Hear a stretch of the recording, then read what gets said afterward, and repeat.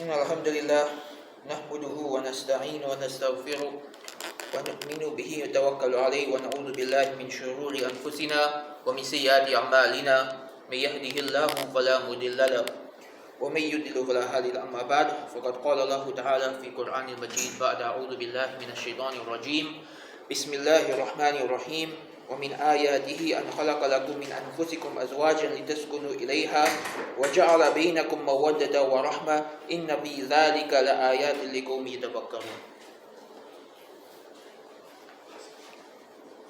There's been a growing fitna in our community, and in fact many growing fitnas in our community that are interrelated, and all of these fitnas have had an impact on something which until recently we considered a normal fact of life, and that's the idea that children grow up and eventually they get married and then they have children of their own.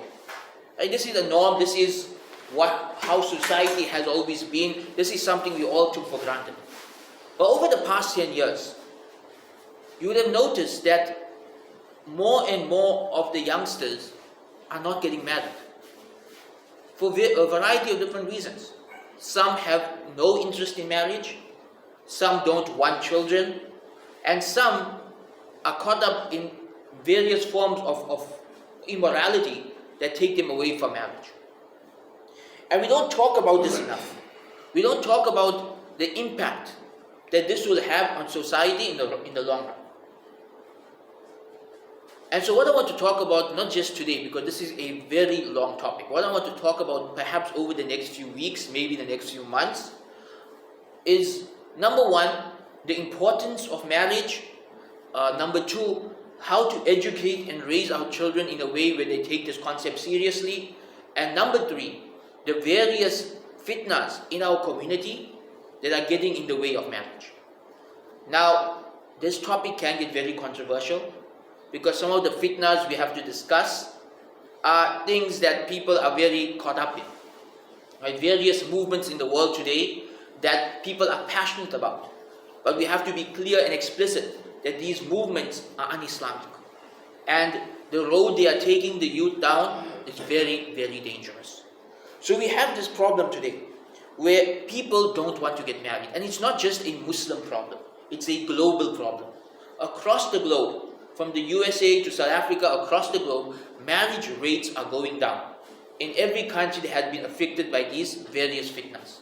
And the Muslims are no different. Right? When I meet youngsters today, in the past, maybe there would have been like, someone would say, I'll get married when I'm 20. Then he changed to I'll get married when I'm 25. Then when the next generation is I'll get married when I'm 30. Now we have a generation who say, well, I don't see any need to get married. Why should I get married? Why do I want the headache of a wife? Why do I want the burden of children? I'm free. I'm enjoying my life. This is a problem. Maybe if one or two people had that mindset, it wouldn't be a problem. But when it's becoming a norm, when it's becoming the default mindset of the youth, then this is a problem. Because this is going to interfere with the continuation of the species and the continuation of Islam and the Muslim community. Rasulullah sallallahu alaihi wasallam told us, "Tanakahu takasar." Get married and have many children, so my ummah will be large on the day of judgment. First, we stopped with the having many children, right? But now we stopped even with the getting married part. We are moving further and further away from the sunnah. Why? Well, I put together a list of reasons why people don't want to get married anymore. Internal reasons, meaning problems within the Muslim community, and external reasons, problems from the broader society that are impacting the Muslim community. And I have over 10 reasons listed here. I will not be able to go through all of them in a single khutbah, so perhaps I will split this over 2 or 3 weeks. But let's start off with some of the more obvious reasons. What I'll do is I'll discuss one internal reason, then one external reason, and keep switching like that. Let's start with the internal reason that many of us are guilty of, but we don't take seriously, and we don't realize the impact it has on the youth. And that is the jokes we make about marriage. I want us to think about this very seriously, right? How often have you been for a nikah? And someone will give a lecture at the nikah saying, some silly joke like, oh, when you get married, there's 3 types of rings: a wedding ring, an engagement ring, and suffering. And all the elders laugh at the joke. But we don't realize the younger generation, at every nikah, they are hearing about suffering and about, marriage being a chain and marriage being a prison. What do you think that does to their mind? What reason are you giving them to want to get married when they are older, when the only thing they are hearing from the time they are little is that marriage is suffering, marriage is imprisonment, marriage gets in the way of freedom? What message are we giving them? And I know sometimes we think, oh, it's just light jokes. Maybe for one generation it's a light joke. But for the next generation, with everything else, with all these other factors we're going to discuss, it is putting them off marriage. It is distancing them from marriage. It is making them not want to have anything to do with this concept that they link with suffering. So my first simple advice to all of us: stop with the negative jokes about marriage. Stop it. These jokes have no positive value for us as a community. They are not doing any good for the community. We are getting a few laughs at the detriment of the mental health of the next generation. So stop with these jokes. There is no good in this kind of humor. Now let's go to an external reason. And this topic is something that really, it's going to need a khutbah of its own. But just to bring it up, because it needs to be brought up, because I don't hear anyone talking about it, is the fitna of individualism. Nobody talks about this. And this is, to me, the biggest fitna affecting our youth. What is individualism? It is this new culture that it's all about me. It's this new culture that it's all about what I want. That's my life, my rights, my freedom, my joy. It's all about me. It is the worship of the self. That's what individualism is. And many of our youth have been afflicted with individualism without even knowing it has a name.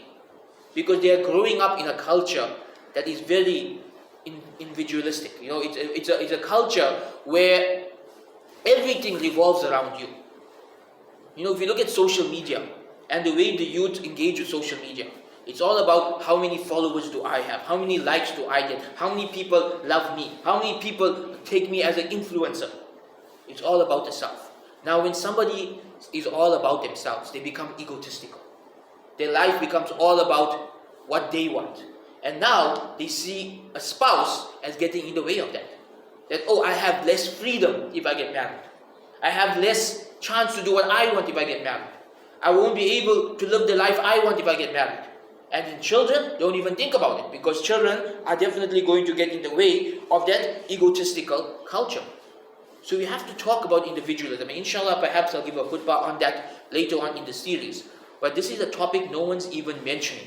And it is destroying our communities to such an extent that recently, for the first time, I think ever, I've heard cases where a woman would say, I want a divorce. And you'll ask her, what's wrong? Is he abusing you? Is he bad to you? And she say, no, I have the best husband in the world. He takes care of the kids, he takes care of me, he spoils us. But I want me time. I want to focus on me. I want space so I can do what I want. I don't want to have any duties towards a husband or children. That's why I want a divorce. If you don't think individualism is affecting us, then try and understand why is someone in a happy marriage looking for a divorce, because she wants her space. Because she only wants to focus on herself. This is the fitna of individualism. And it is affecting us on every level. It's the reason why children don't listen to their parents. It's the reason why people don't want to get married. It's the reason why people don't want to have children. It's the reason why some people don't even want to work. It's all become about gratifying one's own nafs. And this is a major problem that is destroying our community. Switching back to the internal reasons, right? The reasons within our community why our youth don't want to get married. And another reason why they don't want to get married from within our community is that they are overexposed to horror stories about marriage. Let me give you a typical example that happens in our households. All the aunties get together and they start talking about what's wrong with this person's marriage, and what's wrong with that person's marriage, and this person was abused, and this person was divorced, and this person went to that. And all the young girls are sitting and listening to these stories. Never do they ever hear a positive story about marriage. Never do they ever hear a story about someone whose marriage went well. Never do they hear a story about someone whose marriage is happy. All they hear from the time they are kids are horror stories. And you want to know why that young girl's not interested in ever getting married? Look at what you are feeding her. The West is feeding her all of these lies about zina leading to happiness, about zina leading to love, about zina leading to fulfillment. And we are feeding them these horror stories about marriage leading to abuse, and marriage leading to, to oppression, and marriage leading, and maybe in some cases it does, but we feed it so much that it seems like that's the norm and that's what everybody's doing. When in reality, those are the exceptions, not the norm. So, how do we counter this?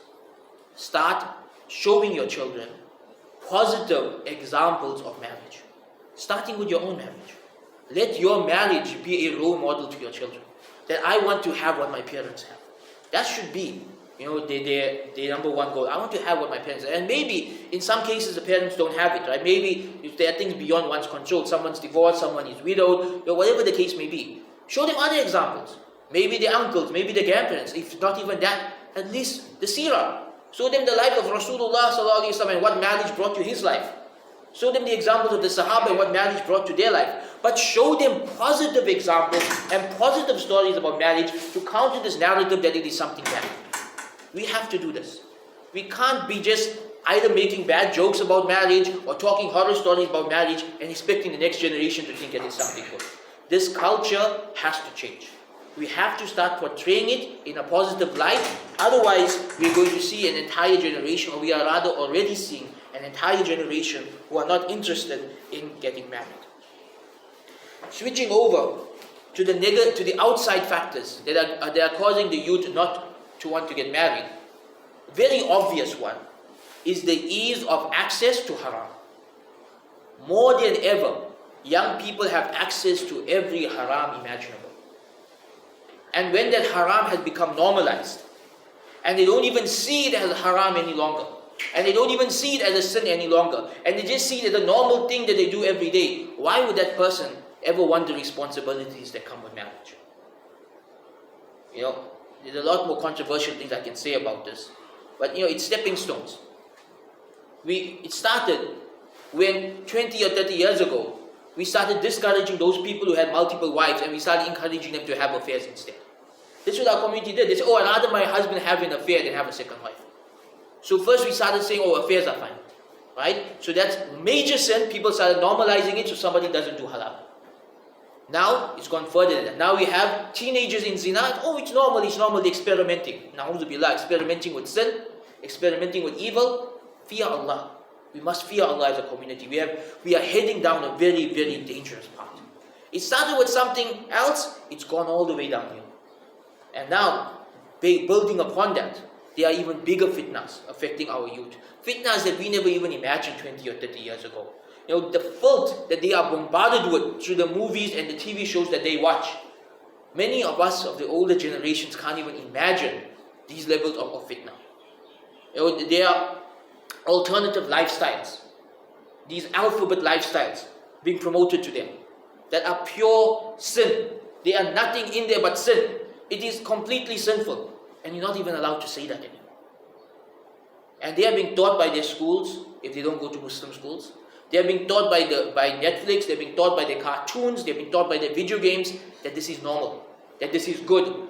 20 years ago, we were being taught to tolerate it. Now they're being taught to celebrate it. Can you imagine a child growing up in that environment with no counter narrative? Can you imagine the impact that has on their soul? And now we see it. We see it in our communities. We see it that this fitna has entered the Muslim community. That there are Muslims out there who are identifying with these immoral cultures. And we have to counter this. And inshallah we'll have entire khutbahs about this. And that brings me to the last reason I want to discuss for today. And like I said, I have a list of 10 reasons. We will split them over a few khutbahs. But the last reason why I believe that our youth are not getting married, or if they are getting married, they are getting divorced very quickly, is because we're not preparing them for marriage. And let's be honest, how many parents sit with their teenagers and talk to them about marriage? How many parents sit with their children and their teenagers and teach them what it means to be a good husband or a good wife? What are the rights and the roles and the responsibilities? How to make a marriage work? To be honest, many parents have raised their children for divorce. That's why they've raised their children for divorce. They tell their children, if they give you any trouble, you'll get a divorce. I'm teaching you this in case you get divorced. In case you get divorced. You know how many kids have been raised on the in case you get divorced mindset? Why would they ever want to get married if all they hear growing up is in case you get divorced? How many of us have actually taught him how to be a good husband, how to be a good wife, the importance of marriage, that as a parent you expect your child to get married at least by the early 20s? Well, we have made this a taboo topic. That's what we have done. And some parents say, oh no, I'll talk to my child when he's 25 or 30 about marriage. By 25 or 30, they've already committed so many major sins. It's become very difficult to undo it. Nowadays, you have to start talking to your child about these things when they are 10 years old. That's a fact. The world we are living in, from the time they are 10, you have to start having conversations. You have to teach them about puberty. You have to teach them about reproduction. You have to teach them about how babies are made. You have to teach them about the marriage and sanctity of marriage and the importance of marriage. You have to teach them about the immoralities out there and why it is wrong and why Islam does not accept it. The job falls on the parents and the educators. And we have failed on both fronts. How many of our Islamic high schools offer courses on marriage? Preparing children for marriage. Preparing teenagers for marriage. How many of us teach them about how to lower your gaze? How to remain chaste? How to avoid zina? We don't. Our education system doesn't cover these topics. We just expect people to automatically know it. No one's going to automatically know it. It falls upon teachers, it falls upon parents to educate the next generation. And if we don't do so, we are part of the reason why they are not ready for marriage and they don't want to get married. So these are just few of the fitnas that we are facing that are getting in the way of marriage. Whether it's the jokes we make, or the horror stories that we tell, or the fact that we don't have these discussions with our children and our teenagers, or the outside influence of individualism and feminism and the alphabet people and all these other fitnas that are affecting the society. We as parents have to play a role in raising our children in such a way that they understand the importance of marriage, they want to get married, and that we also facilitate for them that marriage when the time is right. Subhana Rabbil Izzati Amma Yasifun, wa salamun ala al-mursaleen, walhamdulillahi Rabbil Alameen.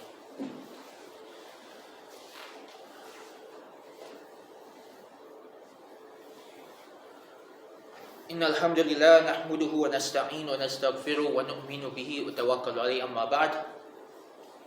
So how do we talk to our kids about these topics?